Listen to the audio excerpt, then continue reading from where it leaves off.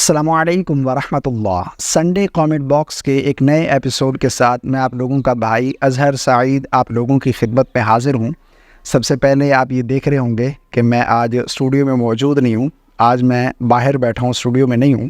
موسم اس طرح کا تھا، میں نے سوچا کہ موسم بھی انجوائے ہو جائے گا اور ساتھ ہی ساتھ آپ لوگوں کے جو کامنٹس ہیں، آپ لوگوں نے جو سوال پوچھے ہیں ان کے جوابات بھی ہو جائیں گے۔ اور اس کے بعد ہمارے 1 ملین سبسکرائبر الحمدللہ ثم الحمدللہ اس چینل پر کمپلیٹ ہو چکے ہیں۔ یہ زیرو سے سیکھنے سکھانے کا جو سلسلہ شروع ہوا تھا، آج اللہ پاک کے فضل و کرم سے 10 لاکھ سے بھی زیادہ لوگ ہمارے ساتھ جڑ چکے ہیں۔ اللہ سے دعا کرتے ہیں کہ اللہ ہمارا یہ سیکھنے سکھانے کا سلسلہ جو ہے اپنی بارگاہ میں قبول و منظور فرمائے اور ہمارے لیے ذریعہ نجات بنائے۔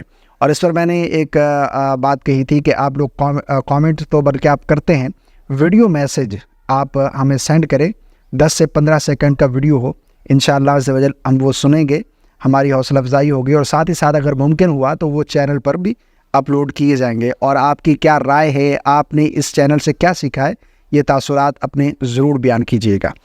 تو چلیے سوالات کا سلسلہ شروع کرتے ہیں۔ گیجٹس یہ آئی ڈی نیم ہے، انہوں نے سوال کیا ہے، اگر فجر کی نماز کے بعد نماز اشراق اور نماز چاشت گھر پر پڑھ سکتے ہیں کیا؟ بالکل پڑھ سکتے ہیں، گھر پر بھی چاشت اور اشراق کی نماز پڑھی جا سکتی ہے، لیکن افضل جو فضیلت ہے زیادہ وہ ہے کہ جس طرح روایات میں آیا ہے کہ اسی جگہ اسی حالت میں بیٹھا رہے اور نماز اشراق ادا کریں۔ لیکن اگر کوئی گھر پہ بھی پڑھتا ہے تو گھر پر بھی نماز اشراق اور چاشت پڑھی جا سکتی ہے۔ عمر یہ پوچھتے ہیں کیا عصر کی نماز میں سجدہ سہو کر سکتے ہیں؟ دیکھیں، اگر تو آپ کے اوپر سجدہ سہو لازم آیا ہے تو آپ سجدہ سہو کریں گے، اگر نہیں کریں گے تو آپ کی نماز ہی نہیں ہوگی۔ یہ کوئی شرط نہیں ہے کہ عصر میں نہیں کرنا، چاہے نماز میں غلطی ہو گئی، سجدہ سہو لازم آیا۔ پتہ نہیں آپ نے کس طرح سوال پوچھا ہے، بہرحال اگر سجدہ سہو آپ کے اوپر لازم ہے تو آپ سجدہ سہو کریں گے، ورنہ آپ کی نماز واجب الاعادہ ہوگی۔ عارفہ نثار یہ بہن لکھتی ہیں، اگر کوئی عورت بیمار ہو تو وہ بیٹھ کر نماز کس طرح پڑھے؟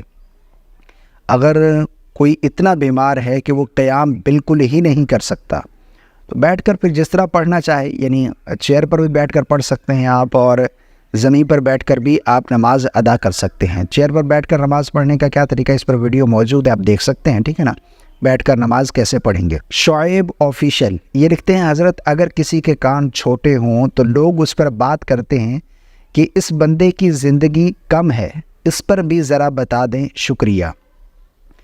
یہ بالکل غلط بات ہے۔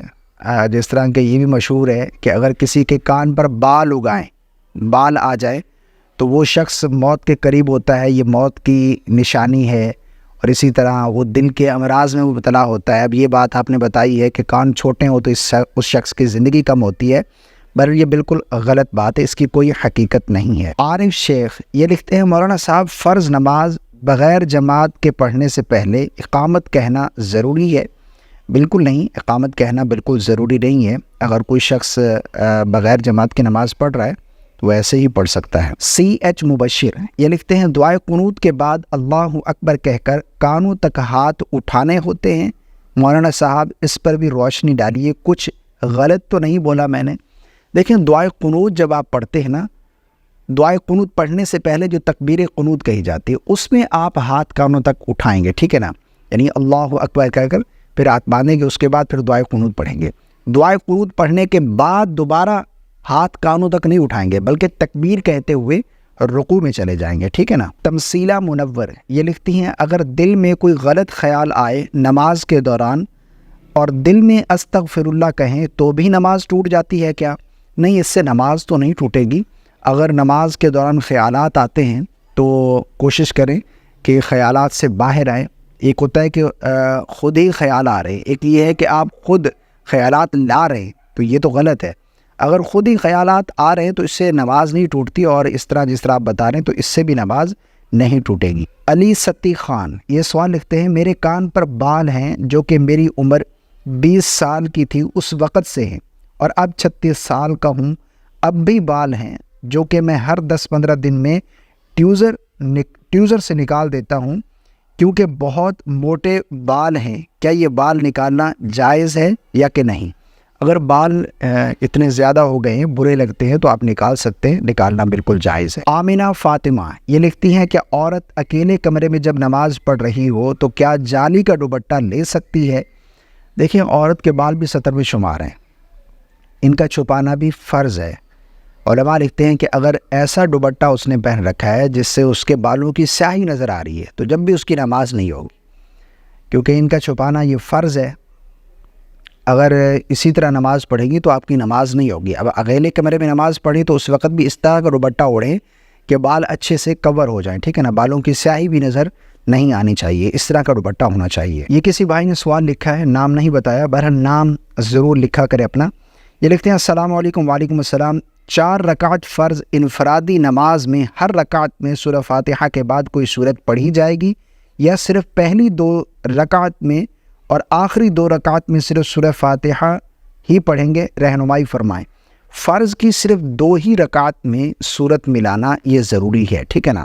اگر پہلی 2 رکعت میں آپ سورت پڑھ چکے تو آخری 2 رکعت میں سورت پڑھنا آپ کے لیے ضروری نہیں ہے، بلکہ صرف سورہ فاتحہ ہی پڑھیں گے۔ سورہ فاتحہ پڑھنے کے بعد رکوع میں چلے جائیں گے۔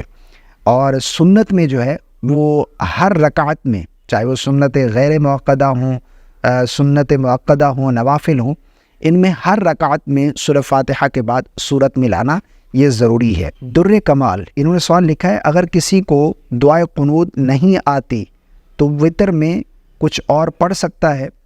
اگر دعائے قنوت یاد نہیں ہے تو پہلی فرصت میں دعائے قنوت یاد کریں۔ جب تک دعائے قنوت یاد نہیں ہو رہی تو آپ یہ دعا پڑھیں گے، اللہم اغفر لی، 3 مرتبہ یہ پڑھ کر رکوع میں چلے جائیں گے۔ تو یہ آج کے آپ لوگوں کے سوالات تھے جن کے میں نے آپ لوگوں کو جوابات دے دیے ہیں۔ مجھے امید ہے آپ کو میری باتیں سمجھ آ گئی ہوں گی، اور اس کے علاوہ اگر کوئی آپ کا سوال ہے تو آپ کامنٹ کیجیے گا، انشاءاللہ عز و جل نیکسٹ ایپیسوڈ میں آپ لوگوں کے سوالات کے ضرور جواب دیے جائیں گے۔ مجھے اپنی خاص دعاؤں میں یاد رکھیے گا۔ ویڈیو پسند آنے کی صورت میں لائک اور شیئر کرنا بالکل نہ بھولیے گا۔ السلام علیکم ورحمۃ اللہ۔